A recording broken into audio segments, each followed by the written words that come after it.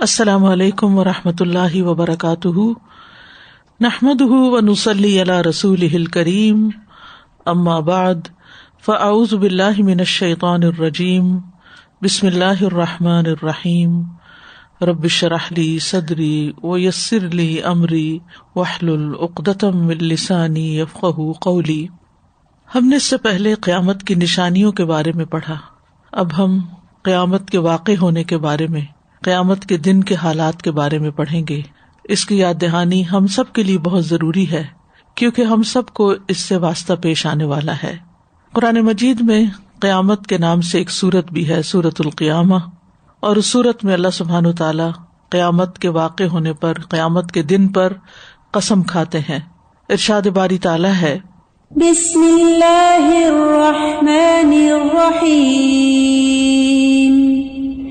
لا اقسم بیوم القیامہ ولا اقسم بالنفس اللوامہ، ایحسب الانسان ان لن نجمع عظامہ، بلی قادرین علی ان نسوی بنانہ، بل یرید الانسان لیفجر امامہ، یسأل ایان یوم القیامہ، فإذا برق البصر وخسف القمر وجمع الشمس والقمر، یقول الانسان یومئذ أین المفر، کلا لا وزر إلی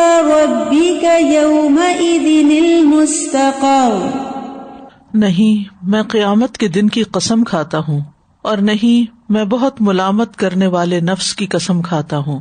کیا انسان گمان کرتا ہے کہ بے شک ہم کبھی اس کی ہڈیاں اکٹھی نہیں کریں گے؟ کیوں نہیں، ہم انہیں اکٹھا کریں گے، اس حال میں کہ ہم قادر ہیں کہ اس کی انگلیوں کے پورے درست کر کے بنا دیں۔ بلکہ انسان چاہتا ہے کہ اپنے آگے آنے والے دنوں میں بھی نافرمانی کرتا رہے۔ وہ پوچھتا ہے اٹھ کھڑے ہونے کا دن کب ہوگا، پھر جب آنکھ پتھرا جائے گی اور چاند گہنا جائے گا اور سورج اور چاند اکٹھے کر دیے جائیں گے، اور انسان اس دن کہے گا کہ بھاگنے کی جگہ کہاں ہے؟ ہرگز نہیں، پناہ کی جگہ کوئی نہیں، اس دن تیرے رب ہی کی طرف جا ٹھہرنا ہے۔ یعنی قیامت کا دن رب کی ملاقات کا دن ہے۔ تو اللہ سبحانہ وتعالیٰ نے اس دن کی قسم کھائی ہے، اور قرآن مجید میں مختلف چیزوں پر اللہ تعالیٰ نے قسمیں کھائی ہیں جو اس بات کی علامت ہے کہ ان کے ساتھ کوئی خاص نشانی ہے، کوئی خاص واقعہ منسلک ہے جس کی طرف ہم سب کو توجہ کرنی چاہیے۔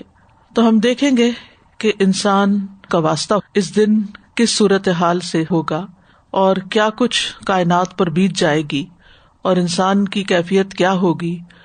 جب بے قرار کر دینے والے زلزلے برپا ہوں گے تو انسان پکار اٹھے گا، این المفر، کہ میں کہاں بھاگ کر جاؤں۔ قیامت کے دن کی ہولناکیوں کو دیکھ کر انسان حیران و پریشان ہو جائے گا، اور اسے بتایا جائے گا کہ پناہ کی کوئی جگہ نہیں ہے، آج تو رب کے سامنے جا کے کھڑے ہونا ہے، آج تو رب سے ملاقات کا دن ہے، جس نے پیدا کیا، جس نے ساری نعمتیں دی، اور جس نے ہدایت کے لیے پیغمبر بھیجے، اور جس کی طرف واپس لوٹ جانے کا سبق انہوں نے دیا۔ آج اس ملاقات کے لیے جس نے تیاری کی وہی کامیاب ہے، اور جس نے اس دن کی ملاقات کو بھلائے رکھا اس کے لیے ناکامی ہے۔ سب سے پہلی بات جو یاد رکھنے کی ہے وہ یہ کہ یہ دنیا فانی ہے، یہ دنیا ہمیشہ کے لیے نہیں ہے، یہ ختم ہو جانے والی ہے، یہ دنیا آزمائش کا گھر ہے۔ سورۃ الکہف میں اللہ تعالیٰ فرماتے ہیں، انا جعلنا ما علی الارض زینۃ لہا لنبلوہم ایہم احسن عملا وانا لجاعلون ما علیہا صعیدا جرزا۔ جو کچھ زمین پر موجود ہے اسے ہم نے اس کی زینت بنا دیا ہے، یعنی زمین کی خوبصورتی ہے وہ۔ کیوں؟ تاکہ ہم انہیں آزمائیں کہ ان میں سے اچھے عمل کون کرتا ہے۔ یہ جو کچھ زمین پر ہے ہم اسے ایک چٹیل میدان بنا دینے والے ہیں۔ آج یہ جو سرسبز درخت نظر آتے ہیں، باغ و بہار نظر آتی ہے، زمین پر پہاڑ نظر آتے ہیں، سمندر ہیں، جھیلیں ہیں، انسان ہیں، بڑی بڑی عمارتیں ہیں، بڑے بڑے مانیومنٹس ہیں، یہ تمام کی تمام چیزیں بالکل مٹ جائیں گی اور زمین ایک صاف چٹیل میدان کی طرح ہو جائے گی. ہر چیز فنا ہونے والی ہے. کل من علیہا فان ویبقى وجہ ربک ذی الجلال والاکرام. سورۃ القصص میں آتا ہے کل شیء ہالک الا وجہہ لہ الحکم والیہ ترجعون. ہر چیز ہلاک ہونے والی ہے سوائے اس کے چہرے کے، اسی کے لیے حکم ہے اور اسی کی طرف تم لوٹائے جاؤ گے. یعنی فیصلہ بھی اسی کا ہے، واپسی بھی اسی کی طرف ہے. جہاں تک دنیا کی زندگی کا تعلق ہے تو اس کی مثال قرآن مجید میں ایک کھیتی سے دی گئی ہے کہ جیسے آسمان سے پانی برسے اور وہ زمین کی نباتات کے ساتھ گھل مل جائے اور پھر زمین سرسبز ہو جائے اور پھر اس کے بعد خشک ہو جائے اور چورا بن کر رہ جائے جسے ہوائیں اڑائے لیے پھریں. تو اللہ ہر چیز پر پوری قدرت رکھنے والا ہے. سورۃ یونس میں فرمایا دنیا کی زندگی کی مثال تو ایسے ہے جیسے ہم نے آسمان سے پانی برسایا جس سے زمین کی نباتات خوب گھنی ہو گئی، جس سے انسان بھی کھاتے ہیں اور چوپائے بھی، حتیٰ کہ زمین پر اپنی بہار آ گئی اور خوشنما معلوم ہونے لگی اور کھیتی کے مالکوں کو یقین ہو گیا کہ وہ اس پیداوار سے فائدہ اٹھانے پہ قادر ہیں. تو یکا یک رات کو یا دن کو ہمارا حکم آ پہنچا تو ہم نے اس کو کٹی ہوئی کھیتی کی طرح بنا دیا. یعنی ایک ہوا چلتی ہے اور درختوں کا رنگ جو ہے وہ پیلا پڑ جاتا ہے اور پیلے سے پھر پتے گرنے لگتے ہیں اور پھر ہر چیز فنا ہو کر رہ جاتی ہے. تو کٹی ہوئی کھیتی کی طرح سب کچھ ہو گیا جیسے کل وہاں کچھ تھا ہی نہیں. یعنی اس طرح ہر موسم خزاں میں ہم یہ نظارہ دیکھتے ہیں کہ ایک دم سارا سبزہ چلا جاتا ہے اور یوں لگتا ہے جیسے یہاں کبھی کچھ اگا ہی نہ تھا. اسی طرح ہم اپنی آیات ان لوگوں کے لیے تفصیل سے بیان کرتے ہیں کہ وہ غور و فکر کریں. یعنی ان موسموں سے، ان تبدیلیوں سے ہم سب کو سبق لینا چاہیے، عبرت حاصل کرنی چاہیے کہ ایک دن آئے گا کہ جب یہ سب کچھ ختم ہوگا تو پھر دوبارہ یہاں کچھ بھی پیدا نہیں ہوگا. دنیا کی زندگی کو قرآن مجید میں دھوکے کا سامان کہا گیا. وَمَا الْحَيَاةُ الدُّنْيَا إِلَّا مَتَاعُ الْغُرُورِ. اور دنیا کی زندگی تو دھوکے کے سامان کے سوا کچھ نہیں. یعنی انسان اس کے بارے میں بڑی لمبی لمبی امیدیں رکھتا ہے، بہت کچھ بنا کے رکھتا ہے، جوڑ کے رکھتا ہے، لیکن ایک وقت آئے گا کہ یہ سب کچھ یہاں سے ختم ہو جائے گا کیونکہ یہ دنیا عارضی ہے اور آخرت ہمیشگی کا گھر ہے، ہمیشہ ہمیشہ رہنے کی جگہ ہے. اس لیے بہت ضروری ہے کہ انسان اس زندگی کی تیاری کرے جو ہمیشہ باقی رہنے والی ہے. علی بن ابی طالب کہتے ہیں کہ دنیا پیٹ پھیر کر جا رہی ہے اور آخرت سامنے آ رہی ہے اور ان دونوں میں سے ہر ایک کے چاہنے والے ہیں. یعنی کچھ دنیا میں کھبے ہوئے ہیں، دنیا سے محبت رکھتے ہیں اور اسی کے لیے اپنی ساری محنت لگا رہے ہیں، اور کچھ آخرت کے چاہنے والے ہیں. بس تم آخرت کے چاہنے والے بنو، دنیا کے چاہنے والے نہ بنو، کیونکہ آج تو عمل کا موقع ہے اور حساب نہیں ہے، اور کل حساب ہوگا اور عمل کا موقع باقی نہیں رہے گا. فضیل بن ایاز کہتے ہیں اگر دنیا سونے کی ہوتی، گولڈ کی، جس کے لیے فنا ہو جانا ہوتا، اور آخرت مٹی کی ٹھیکریوں کی ہوتی جس کو باقی رہنا ہوتا، تو ہمیں چاہیے کہ اس فنا ہونے والے سونے کی بجائے باقی رہنے والی ٹھیکریوں کو اختیار کر لیں. لیکن اب تو معاملہ بالکل ہی برعکس ہے. دنیا تو ایک ٹھیکری جیسی بھی نہیں ہے، مچھر کے پر برابر بھی نہیں ہے، اور آخرت ہمیشہ باقی رہنے والی ہے. اور اس کے ساتھ ساتھ اگر انسان جنت میں جاتا ہے تو وہ کہیں زیادہ قیمتی ہے. تو اس لیے عقل مند انسان وہی ہے جو باقی رہنے والی کو ترجیح دے اور اس میں بھی جو قیمتی ہے اس کو. تو اللہ سبحانہ وتعالیٰ نے جب سے یہ دنیا بنائی اس وقت سے اس کے خاتمے کا وقت بھی مقرر کر دیا. جیسے ہر پیدا ہونے والی مخلوق کے خاتمے کا ایک وقت ہے، اسی طرح اس پوری دنیا کے خاتمے کا بھی ایک وقت مقرر ہے. اور جب وہ خاتمہ ہوگا تو قیامت کا آغاز ہو جائے گا. یعنی یہ بساط لپیٹ دی جائے گی اور ایک نئی کھل جائے گی، زمین و آسمان میں تبدیلی آ جائے گی. سورۃ ابراہیم میں آتا ہے یوم تبدل الارض غیر الارض والسماوات وبرزوا للہ الواحد القہار. جس دن یہ زمین اور زمین سے بدل دی جائے گی، یعنی زمین کا نقشہ بدل جائے گا اور سب آسمان بھی، یعنی ان کا بھی رنگ اور حالت تبدیل ہو جائے گی، اور لوگ اللہ کے سامنے پیش ہوں گے جو اکیلا اور بڑا زبردست ہے. تبدیلی ویسے بھی انسان کے اوپر بڑی بھاری ہوتی ہے. آپ دیکھیں کہ جب ایک روشن دن کے بعد اچانک سیاہ بادل آ جائیں، زمین پہ اندھیرا آ جائے تو دل میں گھبراہٹ پیدا ہو جاتی ہے یا اسی طرح انسان کا گزر کسی ایسی جگہ پر ہو جو پہلے آباد تھی اور پھر ویران ہو جائے تو انسان کے لیے بڑی پریشان کن صورتحال ہوتی ہے. تو یہ دنیا کی آبادی اور رونق اور ترقی یہ سب کچھ ختم ہو کر ایک دن یہ زمین کچھ اور ہو جائے گی, آسمان کچھ اور ہو جائے گا اور ہم اللہ کے سامنے کھڑے ہوں گے. یہ ہولناک تبدیلیاں جو ہیں پوری کائنات میں واقع ہوں گی. وہ دن جس میں یہ تبدیلی شروع ہوگی زمین و آسمان پر بھاری دن ہوگا, یعنی یہ آسان نہیں, یہ بڑا مشکل وقت ہوگا. سورۃ الاعراف میں آتا ہے یسألونک عن الساعۃ ایان مرساها قل انما علمها عند ربی لا یجلیها لوقتها الا هو ثقلت فی السماوات والارض لا تأتیکم الا بغتہ یسألونک کأنک حفی عنها قل انما علمها عند اللہ ولکن اکثر الناس لا یعلمون. وہ آپ سے قیامت کے بارے میں پوچھتے ہیں کہ اس کا قیام کب ہوگا. کہہ دیجئے اس کا علم تو میرے رب ہی کے پاس ہے, اسے اس کے وقت پر اس کے سوا کوئی ظاہر نہیں کرے گا. یعنی اس کا علم نہ کسی مقرب فرشتے کو ہے, نہ کسی نبی کو ہے, نہ کسی جن کو ہے, کسی انسان کو نہیں. وہ صرف اللہ کو پتا ہے کہ کس دن وہ وقت آنا ہے. ہاں, تم اس بارے میں پوچھنے کی بجائے کہ کب آئے گا, یہ دیکھو کہ اس دن پھر ہوگا کیا. وہ دن آسمان و زمین میں بھاری واقع ہوگا, یعنی وہ تبدیلی جو ہے بہت بھاری ہوگی. پھر یہ کہ اچانک ہوگی, اچانک, جس کے لیے انسان پریپیئرڈ نہیں ہوگا. آپ سے پوچھتے ہیں جیسے آپ اس کے بارے میں خوب تحقیق کرنے والے ہیں. کہہ دیجئے اس کا علم تو اللہ ہی کے پاس ہے مگر اکثر لوگ جانتے نہیں ہیں. اس دن کو یوم عظیم بھی کہا گیا کہ یہ بہت بڑا دن ہوگا, یہ عام دنوں کی طرح نہیں ہوگا. الا یظن اولئک انہم مبعوثون لیوم عظیم یوم یقوم الناس لرب العالمین. کیا یہ لوگ یقین نہیں رکھتے کہ بے شک وہ اٹھائے جانے والے ہیں ایک بڑے دن کے لیے جس دن لوگ رب العالمین کے لیے کھڑے ہوں گے. یہ دن دہشت ناک ہوگا, تلخ دن ہوگا, یعنی انسان خوف زدہ ہوگا اس میں. بل الساعۃ موعدہم والساعۃ ادہی وامر, بلکہ قیامت ان کے وعدے کا وقت ہے اور قیامت زیادہ بڑی مصیبت اور زیادہ کڑوی ہے. یعنی وہ دن آسان دن نہیں, ایک مشکل دن ہے, سنگین حادثات کا دن ہوگا.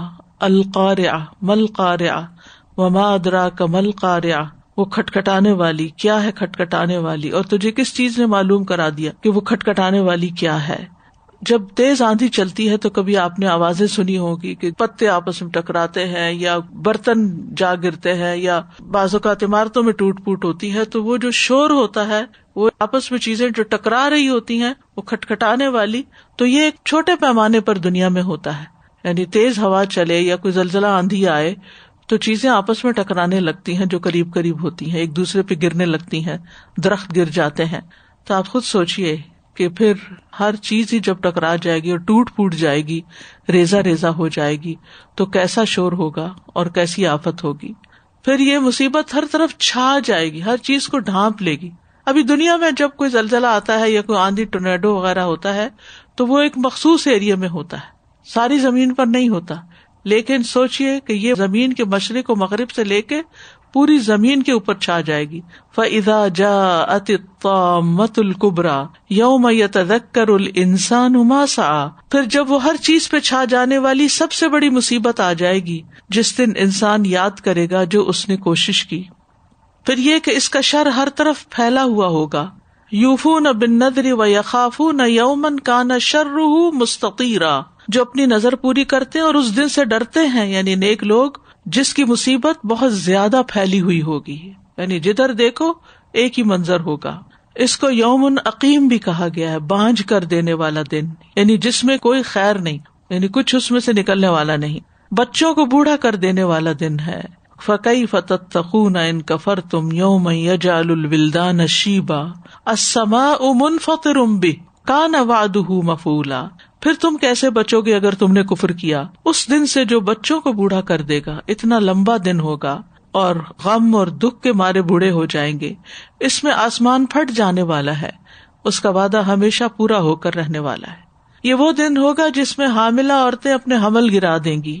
یا ایھا الناس اتقوا ربکم ان زلزلۃ الساعۃ شیء عظیم یوم ترونها تذہل کل مرضعۃ عما ارضعت وتضع کل ذات حمل حملها وترى الناس سکارى وما ہم بسکارا ولکن عذاب اللہ شدید.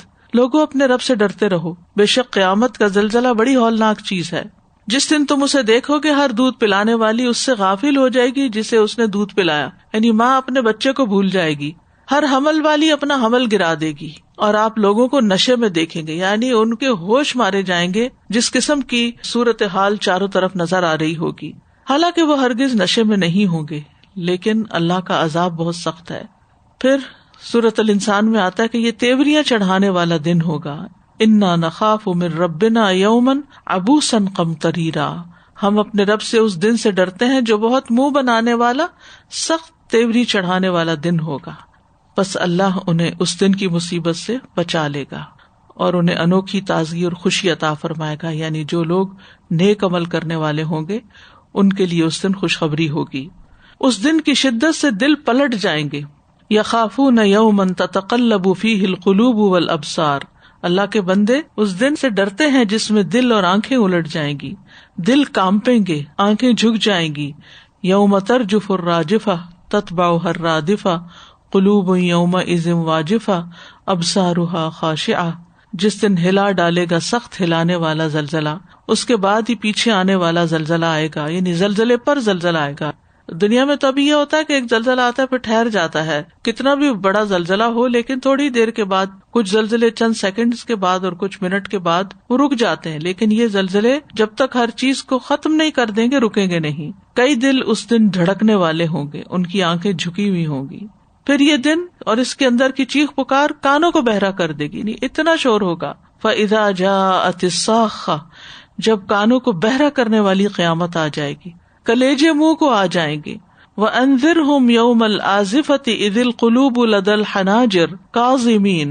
اور انہیں قریب آنے والی گھڑی کے دن سے ڈراؤ جب غم کے مارے کلیجے منہ کو آئیں گے.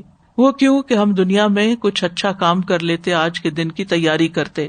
اس دن انسان جائے پناہ ڈھونڈے گا اور کہے گا این المفر، کہاں بھاگ کر جاؤں. لیکن اس دن کوئی پناہ کی جگہ نہ ہوگی.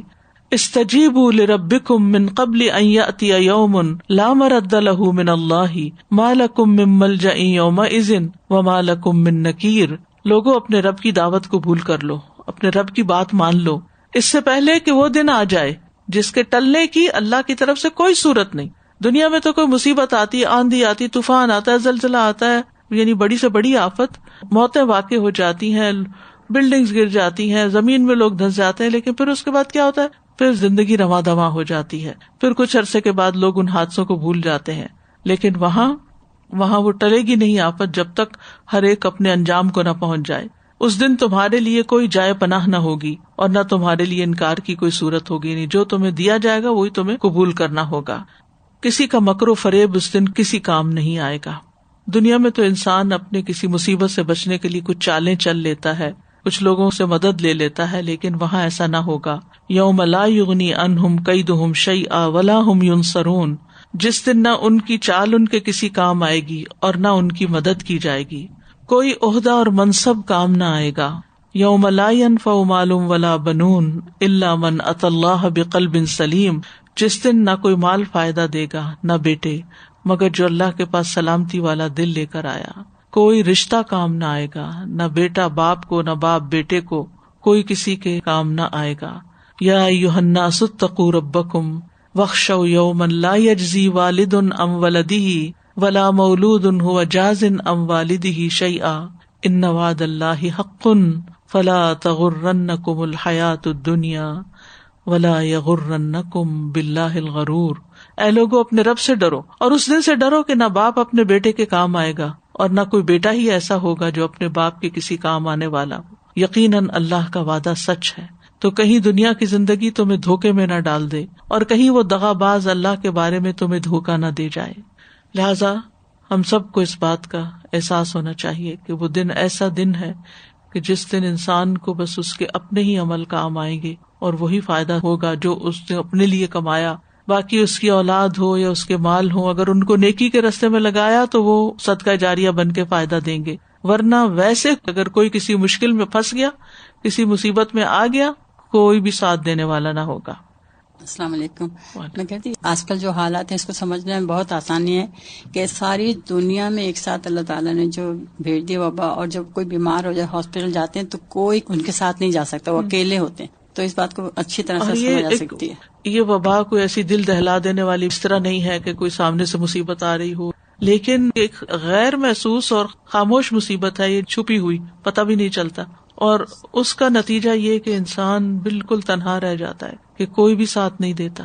اور یہ ہمارے سامنے لوگ جو مر کے جاتے ہیں قبروں میں اکیلے، کوئی بھی ساتھ نہیں ہوتا، اندھیری راتیں اور ورنوں مٹی کے نیچے دبے ہوئے ہوتے ہیں. ہمارے لیے پتہ نہیں کتنے دن اس زمین کے اوپر ہے.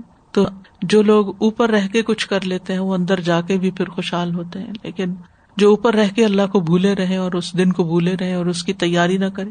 تیاری کرنے کا مطلب ایک تو یہ کہ نیک عمل کریں، اور ایک یہ کہ نیک عمل اللہ کی رضا کے لیے کریں، یعنی کہ اس دن کی تیاری کے لیے کریں. استاذہ جو بھی آپ نے حدیث بیان فرمائی، آخرت چیکری کی طرح سے بھی ہو تو اس کو بھی لے لیں، لیکن دنیا میں تو ہم بالکل الٹ دیکھتے ہیں استاذہ جی، جو جلدی ملنے والی چیز ہے اسی کے لیے جاتے ہیں. ٹھیکری برابر بھی ہو تو لے لیتے ہیں وہ، جی بالکل، کہ شارٹ ٹرم میں جو چیز جس کا فائدہ زیادہ جلدی نظر آ رہا ہو اس کو ہم جلدی سے گراب کرتے ہیں. استاذہ مجھے یہ ہو رہا ہے کہ نیک عمل تو کر رہے ہیں، لیکن سب سے بڑی فکر کی بات یہ کہ اسے ضائع نہ کر دیں. ضائع کرنا ایسا ہے جیسے کہ جمع بھی کر رہے ہیں پھر یہاں سے ضائع ہوتا چلا جا رہا ہے، اور وچ از ہڈن، نظر نہیں آ رہا. ریاکاری سے، احسان جتا کے، اذیت دے کے، اس پہ فخر کر کے، غیبت کر کے، ہاں غیبت کر کے، دوسروں کا حق مار کے، کسی پہ ظلم کر کے. ون سائڈ حسنات اور دوسری سائڈ پہ سارا کچھ. اسی لیے انسان کسی وقت بھی امن اور چین سے نہیں رہ سکتا کہ میں نے بہت کچھ کر لیا، یہ نہیں پتا کہ جمع کتنا کیا اور اڑا کتنا دیا. پہلے تو یہ بات ہے کہ ہماری پلاننگیں اتنی لمبی ہیں، دنیا کی پلاننگز، کہ وہ کہیں ختم ہونے کو نہیں آ رہی، اور اپنی خواہشات کی تکمیل جو ہے وہ اتنی زیادہ ہے کہ اگر کسی کو کہہ دیتے ہیں یا خود اپنے آپ کو بھی سمجھاتے ہیں کہ اس پہ صبر کر جاؤ، کوئی بات نہیں، اگر کسی نے تمہیں کچھ کہہ دیا ہے یا کوئی بات ہو گئی ہے، یہ دنیا کے لیے ہے خالی.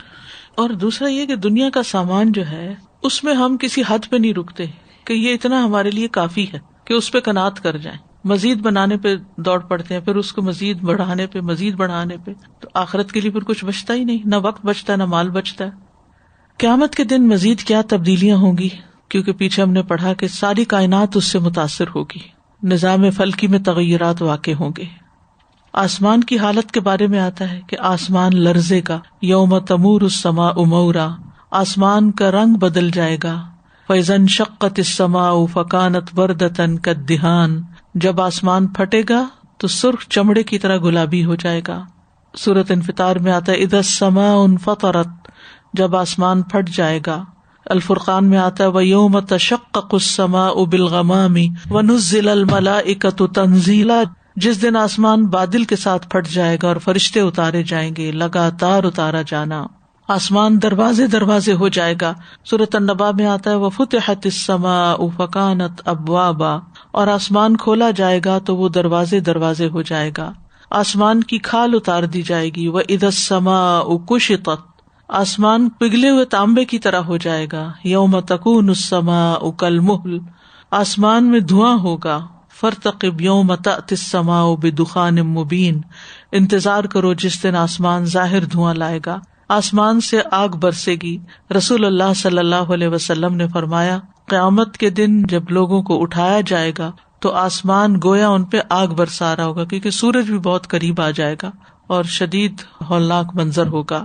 سوچئے قیامت کے دن قبر سے اٹھ رہے ہیں، جیسے بیڈ سے سو کے اٹھتے ہیں تو ایک دم نظر کھڑکی پہ جاتی ہے کہ روشنی ہے کہ اندھیرا ہے، کیا ٹائم ہو گیا ہے، اور ہم امن میں ہوتے ہیں، سکون میں اٹھ کے پھر باقی کام کاج شروع کر دیتے ہیں. تو سوچئے کہ اگر کسی دن انسان اٹھے، اور قبر کی زندگی نیند کی ایک زندگی ہے جس کے لیے وہ اچھی ہو، عذاب نہ ہو، تو جب وہ سو کے وہاں سے اٹھے گا اور باہر نکل کے دیکھے گا تو گویا آسمان آگ برسا رہا ہے، نہیں اس کا رنگ اس طرح ہوگا اور گرمی بھی ہوگی.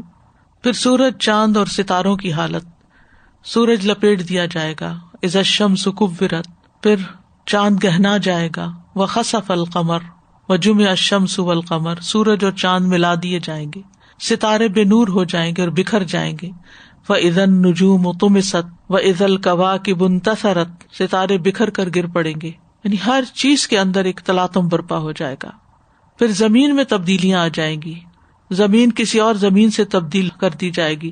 زمین کے اندر جو کچھ ہے وہ نکالے گی باہر، چاہے انسان ہے مرے ہوئے، چاہے سونا چاندی، کچھ بھی جو دفن ہوگا سب نکال باہر کرے گی.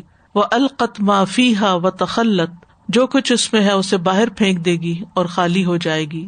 اللہ کے ڈر سے زمین کانپنا شروع کر دے گی. یوم ترجف الارض والجبال وکانت الجبال کثیبا مہیلا، جس دن زمین اور پہاڑ لرزنے لگیں گے اور پہاڑ بھربھری ریت کے پھسلتے ہوئے تودے بن جائیں گے. پھر زمین ہچکولے لے گی. اذا رجت الارض رجا، یعنی جرکس آئیں گے اس میں، ریزہ ریزہ ہو جائے گی. وحملت الارض والجبال فدکتا دکتا واحدہ، زمین اور پہاڑوں کو اٹھا کر ایک ہی چوٹ میں ریزہ ریزہ کر دیا جائے گا اور پھر اس کے بعد ہموار کر کے زمین پھیلا دی جائے گی. فَيَذَرُهَا قَاعًا صَفْصَفًا لَا تَرَىٰ فِيهَا عِوَجًا وَلَا أَمْتًا، اور زمین کو ایسا صاف میدان بنا دے گا کہ آپ اس میں کوئی نشیب و فراز نہیں دیکھیں گے، کوئی اونچ نیچ نہیں ہوگی، بالکل پلین صاف روٹی کی طرح. زمین اپنے خزانے باہر نکال دے گی، بوجھ اپنے نکال دے گی. اذا زلزلت الارض زلزالها واخرجت الارض اثقالها، زمین اپنے اندر کے سارے بوجھ نکال باہر کرے گی. پھر پہاڑوں کی کیا حالت ہوگی؟ زمین اور پہاڑ ٹکرا جائیں گے. وحملت الارض والجبال فدکتا دکتا واحدہ، ایک ہی چوٹ میں ایک بار ٹکرا کے ان سب کو ریزہ ریزہ کر دیا جائے گا. پہاڑ سراب بن جائیں گے. وسیرت الجبال فکانت سرابا، دھنکی ہوئی رنگین اون کی طرح ہو جائیں گے. وتکون الجبال کالعہن المنفوش، اور پہاڑ دھنکی ہوئی رنگین اون کی طرح ہو جائیں گے، ریت کی طرح ہو جائیں گے. یعنی ایک دوسرے سے ملتی جلتی چیزیں ہیں اور پھر سٹیجز بھی ہو سکتی ہیں. یوم ترجف الارض والجبال وکانت الجبال کثیبا مہیلا، جس دن زمین اور پہاڑ کانپیں گے اور پہاڑ گرائی ہوئی ریت کے ٹیلے ہو جائیں گے، یعنی چھوٹے چھوٹے ٹیلے، اور پھر وہ بھی اڑ کے سارے صاف ہو کے زمین برابر ہو جائے گی، غبار بن جائیں گے. وبست الجبال بسا فکانت ہباء منبثا، پہاڑ ریزہ ریزہ کر دیے جائیں گے، خوب ریزہ ریزہ کیا جانا، پس وہ پھیلا ہوا غبار بن جائیں گے. سمندروں کی حالت کیا ہوگی؟ سمندر بھڑک اٹھیں گے، پھٹ جائیں گے. وَإِذَا الْبِحَارُ سُجِّرَتْ، اور الانفطار میں آتا ہے وَإِذَا الْبِحَارُ فُجِّرَتْ، جب سمندر پھاڑ دیے جائیں گے. اور سورۃ تکویر میں سمندر بھڑکا دیے جائیں گے، ان میں آگ بھڑک اٹھے گی. اور پھر سور پھونکا جائے گا. یعنی آخرت پر ایمان لانے میں جو چیز ہمیں بتائی گئی ہے وہ یہ کہ جتنے بھی انسان دنیا میں زندہ ہوں گے وہ پہلا سور پھونکنے پر بے ہوش ہو کر گر جائیں گے، مر جائیں گے. اور دوسرا سور جب پھونکا جائے گا تو سب زمین کے اوپر والے بھی اور زمین کے اندر والے بھی وہ سب نکل کر کھڑے ہو جائیں گے. وَنُفِخَ فِي الصُّورِ ذَلِكَ يَوْمُ الْوَعِيدِ، اور سور میں پھونکا جائے گا، یہی عذاب کے وعدے کا دن ہے. اور پہلا سور پھونکنے پر سب کچھ ختم ہوگا. اور سور کے بارے میں آتا ہے کہ یہ بدترین لوگوں پر پھونکا جائے گا. اس وقت زمین پر کوئی اللہ کا نام لینے والا نہیں ہوگا، اور جو بھی سنے گا وہ ایک طرف گردن کو جھکا دے گا، یعنی گردنیں ٹیڑھی ہو جائیں گی، کوئی بھی زندہ نہیں رہے گا.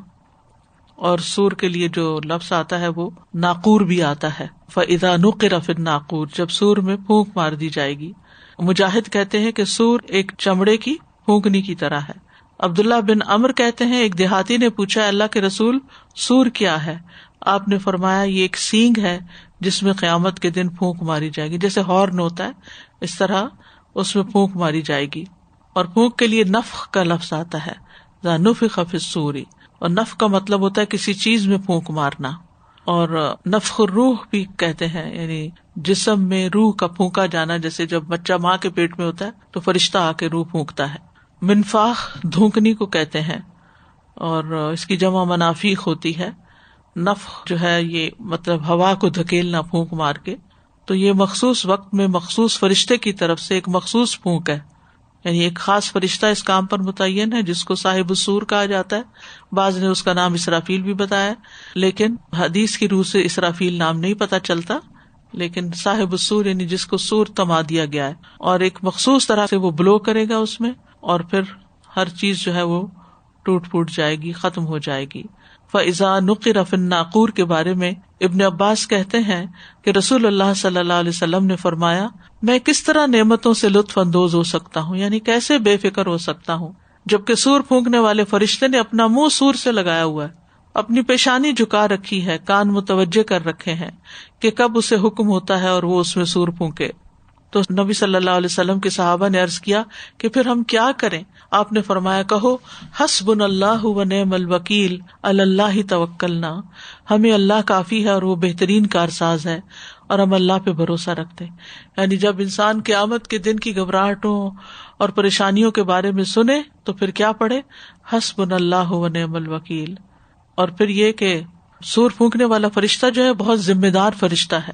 رسول اللہ صلی اللہ علیہ وسلم نے فرمایا سور پھونکنے والے فرشتے کو جب سے یہ ذمہ داری دی گئی ہے تب سے وہ تیار حالت میں اپنی آنکھیں عرش کی طرف لگائے ہوئے ہے، اس بات سے ڈرتے ہوئے کہ کہیں حکم ملنے سے پیشتر اس کی نگاہ ادھر ادھر نہ ہو جائے، گویا کہ اس کی آنکھیں دو روشن ستارے ہیں. یعنی وہ اتنا متوجہ ہے، ادھر ادھر بھی نہیں دیکھتا، صرف اس ڈر سے کہ کہیں مجھے حکم ملے اور میرا دھیان کہیں اور ہو. یعنی وہ پوری طرح فلی فوکسڈ ہے کہ اس کو جب حکم ملے اور وہ سور میں پھونک مار دے. اور یہ اچانک ہوگا، یعنی اس کا کوئی مقرر وقت انسانوں کو نہیں پتا. رسول اللہ صلی اللہ علیہ وسلم نے فرمایا قیامت اس حال میں آئے گی کہ دو آدمی کپڑے خرید و فروخت کے لیے پھیلائے ہوئے ہوں گے، ابھی خرید و فروخت بھی نہیں ہوئی ہوگی اور نہ انہوں نے اسے لپیٹا ہوگا کہ قیامت قائم ہو جائے گی. اس حال میں قائم ہوگی قیامت کہ ایک شخص اپنی اونٹنی کا دودھ لے کر آ رہا ہوگا اور پی بھی نہیں سکے گا. قیامت اس حال میں قائم ہو جائے گی کہ ایک شخص اپنا حوض تیار کرا رہا ہوگا اور اس کا پانی بھی نہیں پی پائے گا. قیامت اس حال میں قائم ہو جائے گی کہ ایک شخص اپنا لقمہ اپنے منہ کی طرف اٹھائے گا اور اسے کھا بھی نہ پائے گا. اتنی دیر میں قیامت آ جائے گی. تو اچانک بھی آئے گی اور جلدی بھی آئے گی. اور جمعہ کے دن سور پھونکا جائے گا اور بے ہوشی طاری کی جائے گی. نبی صلی اللہ علیہ وسلم لوگوں کو وقتاً فوقتاً اس کے بارے میں آگاہ کرتے تھے، خبردار کرتے تھے. سنن ترمذی کی روایت ہے، ابی ابن کعب کہتے ہیں جب رات کا تہائی حصہ گزر جاتا، یعنی 1/3 نکل جاتا، تو رسول اللہ صلی اللہ علیہ وسلم اٹھ کھڑے ہوتے اور فرماتے لوگوں اللہ کو یاد کرو، اللہ کو یاد کرو، سور کا وقت آ گیا ہے. پھر اس کے بعد دوسری مرتبہ بھی پھونکا جائے گا، موت اپنے پیش آنے والے حالات کے ساتھ آ پہنچی ہے. تو اس حدیث سے واضح ہو جاتا ہے کہ ایک دفعہ پھونکا جائے گا تو لوگ بے ہوش ہو جائیں گے اور پھر دوسری دفعہ دوبارہ پھونکا جائے گا. اور سور پھونکنے والا فرشتہ جو اپنے پیدائش کے دن سے سور منہ میں لے کے بیٹھا ہے. یہ پھر تہجد کے وقت یعنی بگننگ ہوگی. اس حدیث میں آیا نا کہ نبی صلی اللہ علیہ وسلم رات کے آخری حصے میں اٹھتے اور کہتے لوگوں. نہیں، اس کا یہ مطلب نہیں کہ تہجد کے وقت سور پھونکا جائے گا. اس کا مطلب یہ ہے کہ دن تو دن رات میں بھی آپ اس کی یاد دہانی کرواتے تھے. لیکن ہماری زندگیوں میں اس کی یاد دہانی کہاں ہے کہ ہم اپنے بچوں کو یاد کروائیں، خود یاد کریں کہ ایک دن ایسا بھی آئے گا. قرآن مجید میں 2 دفعہ سور پھونکنے کا ذکر ہے، یعنی پہلا نفخہ اور دوسرا نفخہ. اور پہلا نفخہ زندوں کو مارنے کے لیے اور دوسرا مردوں کو زندہ کرنے کے لیے ہے. پہلے نفخے کی کیفیت کیا ہوگی؟ دہشت اور خوف کے لیے جو پھونک ماری جائے گی یہ قیامت کے دن کے آ جانے کی ابتدا ہوگی اور اس وقت سخت ہولناک قسم کا منظر ہوگا. پہلے سور کے پھونکتے ہی زمین اور آسمان میں تباہی مچ جائے گی، ہر چیز متاثر ہو جائے گی، جو زندہ ہے، ستارے، چاند، سورج، درخت، پہاڑ، پتھر، ہر چیز ہل کر رہ جائے گی. یعنی کوئی چیز ایسی نہیں ہوگی جو اس سے متاثر نہ ہو. یعنی اللہ تعالیٰ پہاڑوں کو چلا دیں گے جو بادلوں کی طرح گزر رہے ہوں گے، پھر زمین پہ زلزلے آ جائیں گے، جیسے کوئی کشتی سمندر میں ڈالی جائے اور وہ ڈول رہی ہو، یعنی کہ جرکس لگ رہے ہوں اس کو اور ادھر ادھر ہو رہی ہو کہ کہیں سنک نہ ہو جائے. انسان ہو، شیطان ہو، فرشتے ہوں، سب پر وہ دن بھاری ہوگا. جیسا کہ سورۃ الحاقہ میں آتا ہے فَإِذَا نُفِخَ فِي الصُّورِ نَفْخَةٌ وَاحِدَةٌ وَحُمِلَتِ الْأَرْضُ وَالْجِبَالُ فَدُكَّتَا دَكَّةً وَاحِدَةً فَيَوْمَئِذٍ وَقَعَتِ الْوَاقِعَةُ وَانشَقَّتِ السَّمَاءُ فَهِيَ يَوْمَئِذٍ وَاهِيَةٌ وَالْمَلَكُ عَلَى أَرْجَائِهَا وَيَحْمِلُ عَرْشَ رَبِّكَ فَوْقَهُمْ يَوْمَئِذٍ ثَمَانِيَةٌ. جب سور میں ایک دفعہ پھونک ماری جائے گی، ایک پھونک، سوچئے کتنی قوت کی پھونک ہوگی، اور زمین اور پہاڑوں کو اٹھا کر ایک ہی چوٹ میں ریزہ ریزہ کر دیں گے. ایک دن یہ واقعہ پیش آ جائے گا، اس کی کیفیت کیا یہ اللہ ہی بہتر جانتا ہے. اور آسمان پھٹ جائے گا اور اس کی بندش ڈھیلی پڑ جائے گی، فرشتے اس کے کناروں پر ہوں گے اور 8 فرشتے آپ کے رب کا عرش اپنے اوپر اٹھائے ہوئے ہوں گے. اور پھر چیخ بھی ہوگی، ما ينظرون الا صيحة واحدة تأخذهم وهم يخصمون فلا يستطيعون توصية ولا الى اهلهم يرجعون ونفخ في الصور فإذا هم من الأجداث الى ربهم ينسلون وہ انتظار نہیں کر رہے مگر ایک چیخ کا جو انہیں پکڑ لے گی جبکہ وہ جھگڑ رہے ہوں گے. یعنی یہ زندوں کا حال ہے. پھر وہ کسی وصیت کی طاقت نہیں رکھیں گے، نہ اپنے گھر والوں کی طرف واپس لوٹیں گے. اور پھر دوبارہ سور پھونکا جائے گا تو کیا ہوگا؟ اچانک وہ اپنی قبروں سے نکل کر تیزی سے دوڑ رہے ہوں گے. اور سورۃ صاد میں آتا ہے کہ جو سور ہوگا یہ بغیر وقفے کے پھونکا جائے گا، یعنی ایک ہی بلو ہوگی چاہے لمبی جتنی بھی ہو. ما لہا من فواق کا لفظ آتا ہے کہ اس میں کوئی وقفہ نہیں ہوگا. لوگ آپس میں اپنے حسب نسب بھول جائیں گے، کوئی کسی کو پوچھے گا نہیں. فلا انصاب بینہم، کوئی رشتہ باقی نہیں رہے گا. آواز اتنی شدید ہوگی کہ لوگ سنتے ہی ہلاک ہو جائیں گے، اور ساری بادشاہت صرف اللہ رب العالمین کے لیے ہوگی. جب پہلا نفخہ ہو جائے گا اور ہر چیز ختم ہو جائے گی، ہر چیز کوائٹ ہو جائے گی، فرشتے بھی اور انسان بھی. وَيَبْقَى وَجْهُ رَبِّكَ ذُو الْجَلَالِ وَالْإِكْرَامِ، بس اللہ کی ذات باقی رہے گی. تو اس وقت اللہ تعالیٰ پکاریں گے کہ دنیا کے جبار کہاں ہیں. عبداللہ ابن عمر کہتے ہیں کہ رسول اللہ صلی اللہ علیہ وسلم نے فرمایا، قیامت کے دن اللہ عز و جل آسمانوں کو لپیٹ لے گا، پھر انہیں اپنے دائیں ہاتھ میں لے کر فرمائے گا، میں بادشاہ ہوں، کہاں ہے جبار، کہاں ہے تکبر کرنے والے. پھر زمینوں کو اپنے بائیں ہاتھ میں لے کر لپیٹے گا اور فرمائے گا، میں بادشاہ ہوں، کہاں ہے جبار، کہاں ہے تکبر کرنے والے. اور کوئی جواب دینے والا نہیں ہوگا. تو اللہ تعالیٰ خود ہی فرمائیں گے، للہ الواحد القہار. اب یہ دو سوروں کے درمیان کتنا فاصلہ ہوگا؟ 40 کا لفظ آتا ہے. ابو ہریرہ کہتے ہیں رسول اللہ صلی اللہ علیہ وسلم نے فرمایا 2 سور پھونکے جانے کے درمیان 40 فاصلہ ہوگا. ابو ہریرہ سے پوچھا گیا کیا 40 دن؟ وہ کہنے لگے مجھے نہیں معلوم. پوچھا گیا 40 مہینے؟ کہا مجھے نہیں معلوم. پھر پوچھا گیا 40 سال؟ کہا مجھے نہیں معلوم. یعنی یہ نبی صلی اللہ علیہ وسلم نے بھی نہیں بتایا اور پھر ابو ہریرہ نے بھی آگے کسی کو نہیں بتایا. استغفر اللہ. یہ اللہ کی شان ہے نا، صرف اللہ کی ذات باقی رہے گی اور کوئی باقی نہیں رہے گا. اسی لیے وہ الحی ہے، القیوم، کہ جو ہمیشہ سے زندہ ہے اور ہمیشہ زندہ رہے گا. لا تأخذہ سنۃ ولا نوم، اس کو تو نیند اور اونگ بھی نہیں آتی. تو دوسرا سور جو ہے یہ لوگوں کو جمع کرنے کے لیے پھونکا جائے گا. وَتَرَكْنَا بَعْضَهُمْ يَوْمَئِذٍ يَمُوجُ فِي بَعْضٍ وَنُفِخَ فِي الصُّورِ فَجَمَعْنَاهُمْ جَمْعًا.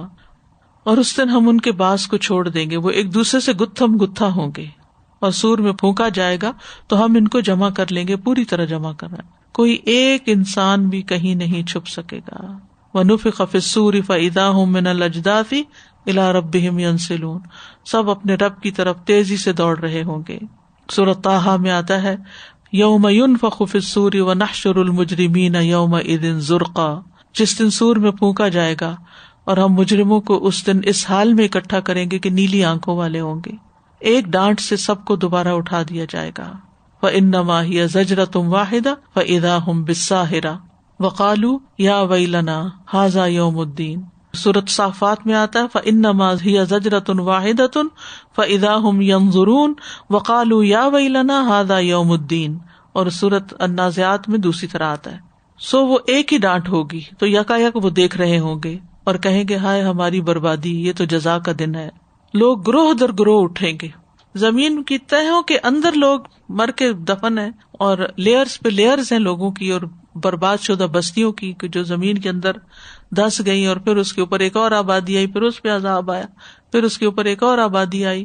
تو معلوم نہیں زمین نے اپنے اندر کیسے کیسے راز چھپائے ہوئے ہیں، اور جب ایک ہی چیخ آئے گی سب بھی اٹھ جائیں گے گروہ در گروہ.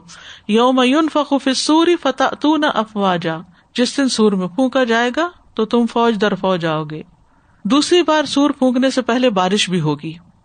عبداللہ ابن عمر کہتے ہیں میں نے رسول اللہ صلی اللہ علیہ وسلم کو فرماتے ہوئے سنا، پہلی بار سور پھونکنے کے بعد لوگ بے ہوش ہو جائیں گے، پھر اللہ ایک بارش نازل فرمائے گا جو ایک پھوار کی طرح ہوگی یا سائے کی طرح ہوگی. شک کرنے والے نعمان بن سالم ہے کہ یہ پھوار ہے یا سایہ ہے. اس سے انسانوں کے جسم اگائیں گی. پھر سور میں دوسری بار پھونک ماری جائے گی تو سب لوگ کھڑے ہوئے دیکھ رہے ہوں گے، یعنی ایک دم اٹھ جائیں گے. یعنی وہ جو بیچ کا 40 کا عرصہ ہے اس میں کچھ تبدیلیاں آ رہی ہوں گی، جس میں سے ایک بارش آئے گی، وہ بارش لوگوں کے جسموں تک پہنچ جائے گی اور لوگ جیسے اگائیں گے زمین سے، جیسے پودے اگتے ہیں. قرآن مجید میں بہت دفعہ یہ مثال بیان کی گئی ہے کہ قیامت کے دن لوگوں کا اٹھنا زمین سے کھیت کے اگنے کی طرح ہے. انسان اپنی ریڑھ کی ہڈی سے دوبارہ اٹھایا جائے گا. حدیث میں آتا ہے انسان کا ہر حصہ گل جائے گا سوائے ریڑھ کی ہڈی کے، اور اس سے قیامت کے دن تمام مخلوق دوبارہ بنائی جائے گی، یعنی وہ بیج کی طرح ہے جس سے دوبارہ پورا جسم بن جائے گا. سب سے پہلے ہوش میں آنے والے رسول اللہ صلی اللہ علیہ وسلم نے فرمایا دوسری بار سور پھونکنے کے بعد سب سے پہلے سر اٹھانے والوں میں سے میں ہوں گا، یعنی نبی صلی اللہ علیہ وسلم سب سے پہلے اٹھیں گے. میں دیکھوں گا کہ موسیٰ اس وقت عرش سے لگے کھڑے ہوں گے.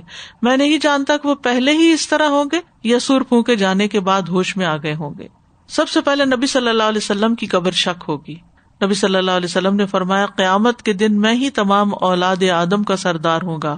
سب سے پہلے زمین مجھ سے ہی شق ہوگی، یعنی آپ کی قبر سب سے پہلے کھلے گی اور پھر اس کے بعد باقی لوگوں کی کھلیں گی اور لوگ اللہ رب العالمین کے حضور کھڑے ہو جائیں گے.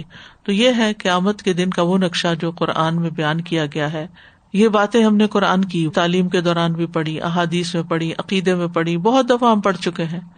ان سب کو ایک جگہ اکٹھا کر کے اس وقت بیان کرنے کا مقصد کیا ہے کہ ہم اپنا سفر دیکھیں کہ ہم کہاں ہوں گے. یہ سب کچھ کیا دیکھنے کے لیے ہم تیار ہیں؟ اس دن کی ہم نے تیاری کر رکھی ہے یا نہیں؟ اس دن کا غم ہے یا نہیں؟ اس دن کی فکر ہے یا نہیں؟ جب بالکل تنہا ہوں گے اور اکیلے چھوڑ دیے جائیں گے اور ہر ایک کو اپنے اپنی فکر پڑی ہوئی ہوگی. تو اللہ سبحانہ وتعالیٰ ہمیں اس کی تیاری کرنے کی توفیق عطا فرمائے. اصل مقصد یہ ہے ریمائنڈر کا، یاد دہانی کا. استاذہ جیسے بھی آپ نے فرمایا نا کہ بچوں کو بتانا چاہیے، تو استاذہ مجھے یاد ہے جب ہم چھوٹے تھے ہمیں بہت زیادہ ایک ایک بات پہ، جیسے بچے اگر کسی چیز کے لیے بھی لڑ رہے ہیں تو ضرور یہ کہا جاتا تھا کہ سب کچھ اتھے ہی رہ جانا ہے. اور ایک لفظ بہت زیادہ بزرگ خواتین بولتی تھی، رہے گا اللہ دا نام، کہ اللہ کا نام رہے گا. تو اب جو ہے میں دیکھتی ہوں کہ ہم لوگ اب مائیں یہ جملے کہاں بولتی ہیں. تربیت میں آخرت کی یاد بہت بڑا کردار ادا کرتی ہے. ہم ان کو ان کی دنیا سے ڈراتے رہتے ہیں، تم پڑھو گے نہیں تو تمہاری نوکری نہیں ہوگی، تو تمہاری شادی نہیں ہوگی، تو تمہارا کیا بنے گا. اور ہمارا حقیقی غم بھی بچوں کی دنیا ہی ہے، ان کی آخرت کیا ہوگی وہ ہمارا غم نہیں ہے. جبکہ ہمیں یہ غم لگانے کی ضرورت ہے کہ یہ اگر نماز نہیں پڑھتے یا حجاب نہیں کرتے یا دین کے شرائع پہ عمل نہیں کرتے تو ان کی آخرت کا بنے گا کیا. اس چیز کی فکر لگنی چاہیے ہم کو کہ بچے وہ نہیں کرتے، پوچھتے نہیں ہیں یا یہ وہ نا. تو اس میں مجھے لگ رہا تھا کہ بجائے اپنی ذات کو انوالو کرنے کے اگر ہم یہی تربیت ان کی آخرت کے حوالے سے پوچھنے بھی لگ جائیں گے. جی یہی مجھے جب ہم بچوں کے اندر آخرت کی فکر ڈالیں گے تو وہ اللہ کی خاطر آپ کا بھی خیال رکھیں گے. ایگزیکٹلی مجھے یہی لگتا ہے کہ یہاں بھی ہم جو ہے نا پیچھے رہ جاتے ہیں، یہاں بھی ہم اپنا ہی ہم اور غم اور اپنے ہی وہ احسانات جتانے بیٹھ جاتے ہیں. تو اس وقت بھی ان کو بتانا چاہیے کہ یہ آخرت یعنی کسی کے بھی حال، کسی کے بھی اعمال درست نہیں ہو سکتے جب تک کہ وہ آخرت پر صرف یقین ہی نہ رکھے بلکہ اس کو عملی زندگی میں اس کا حصہ نہ شمار کرے اور اس کی خاطر نیک کام نہ کرے. مجھے خیال آ رہا تھا کہ اللہ سبحانہ تعالیٰ کی کتنی حکمت ہے. اللہ تعالیٰ کے کلام میں، قرآن کریم میں یہ ذکر قیامت کے دن کا اتنا پھیلا کے ڈسپرس کر دیا گیا، اور واقعتاً یہ کہ جتنا یہ دہلا دینے والا منظر ہے ان الفاظ سے بھی، کہ اگر ہم جب یہ یکجا کرتے ہیں نا تو دل کو کچھ ہونے لگتا ہے، یعنی برداشت کرنا مشکل ہے. تو اللہ تعالیٰ کی حکمت ہے کہ پھیلا دیا گیا ہے کہ ہم بار بار مختلف دنوں میں مختلف حصہ قرآن کا پڑھیں گے اور ہر دفعہ پڑھنے سے کچھ نہ کچھ ڈر ضرور آ جائے گا. ورنہ یہ کہ اتنا اوور پاورنگ ہے کہ ایک جگہ ایک ساتھ اگر ہم یہ سب کچھ امیجن کرنے لگ جائیں تو پتہ نہیں یہاں سے اٹھنا مشکل ہو جائے. ایک سوال آ رہا تھا ذہن میں کہ یہ جو سور پھونکا جائے گا اس سور میں ہی اتنی پاور ہوگی کہ جس سے یہ سب کچھ ہو جائے گا، یا وہ الارم ہے اور باقی سب چیزیں زلزلے بھی آئیں گے لیکن آغاز سور سے ہی ہوگا. اس میں اتنی پاور ہے. ہوا میں بہت طاقت ہوتی ہے، پھونک جو ہے ایک ہوا ہے نا. جی صحیح. استاذہ سور ایک تو ہوا بھی، اور ہو سکتا ہے کہ ساؤنڈ ویوز اتنی اسٹرانگ ہوں. جی ساؤنڈ ویوز جو ہے وہ ڈسٹروائے کر سکتی ہیں، ہر چیز کو چورا چورا. مخصوص ڈیسیبل کی آواز جو ہے وہ انسانوں کو مار دیتی ہے. بالکل خوفناک بات ہے نا جو لگتی ہے وہ یہ کہ دنیا میں جب کوئی پریشانی آتی ہے تو سب اکٹھے ہو جاتے ہیں، اپنے اختلافات بھول جاتے ہیں، ناراضگیاں بھول جاتے ہیں، بچے ماؤں کو چمٹنے لگتے ہیں، بہن بھائی اکٹھے ہو جاتے ہیں، کوئی وفات ہو جائے، کسی کا حادثہ ہو جائے، کچھ ہو جائے، سارے ایک جگہ آ جاتے ہیں. لیکن اس دن کوئی اکٹھا نہیں ہوگا. یہ بڑی خوفناک بات ہے. ہر ایک کو اپنی پڑ جائے گی، کوئی بھی ریلیف ایفرٹ نہیں ہوگی. میں دیکھ رہی تھی یہ جو کلمات ہیں حسبنا اللہ و نعم الوکیل، تو یہ کتنے اسٹرانگ کلمات ہیں. یعنی بالکل اس ہولناکی میں بھی ہمیں یہ بتایا کہ پڑھیں. پھر ابراہیم علیہ السلام کو جب آگ میں ڈالا تھا تو انہوں نے بھی اسی طرح پڑھا تھا. تو یعنی جب انسان مشکل میں ہو تو یہ کلمات یاد رکھے. یہ کلمات یاد رکھے. کیونکہ بعض اوقات یہ جب انسان پڑھتا ہے یا پڑھاتا ہے یا سنتا ہے تو دل پہ عجب کیفیت ہوتی ہے، خصوصاً اگر رات کے وقت آنکھ کھلے اور اندھیرا ہو تو انسان کو ضرور یہ باتیں یاد آتی ہیں. تو پھر انسان سوچتا ہے اب کروں کیا، کوئی کام ہو کرنے کا، کوئی طریقہ ہو پتا چل جائے کہ اس مشکل سے نکلیں. یعنی امیجن کرتا ہے نا کہ میں اس مشکل کے اندر آ گیا ہوں تو اب نکلوں کیسے. تو حسبنا اللہ و نعم الوکیل یہ پڑھنے کی ضرورت ہے. وآخر دعوانا ان الحمد للہ رب العالمین. سبحانک اللہم و بحمدک اشہد ان لا الہ الا انت استغفرک و اتوب الیک. السلام علیکم و رحمۃ اللہ وبرکاتہ.